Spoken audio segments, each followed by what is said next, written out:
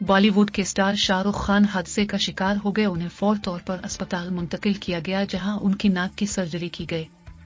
भारतीय media report के मुताबिक किंग खान अमेरिका के शहर लॉस एंजलिस में अपने आने वाले प्रोजेक्ट की शूटिंग के दौरान हादसे का शिकार होकर जख्मी हो गए और उनकी नाक से खून बहने लगा।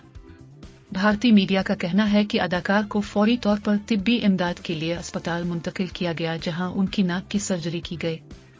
डॉक्टर्स ने बताया कि फिक्र की कोई बात नहीं है, खून रोकने के लिए नाक की एक मामूली सर्जरी की गई है और अब वो बेहतर हैं। शाहरुख खान अमेरिका से इंडिया वापस आ चुके हैं।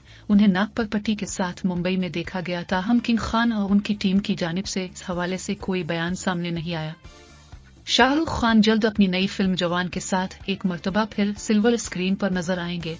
अदाकार आखिरी मर्तबा फिल्म पठान में जलवागर हुए थे, जिसने रिकॉर्ड बिजनेस किया था।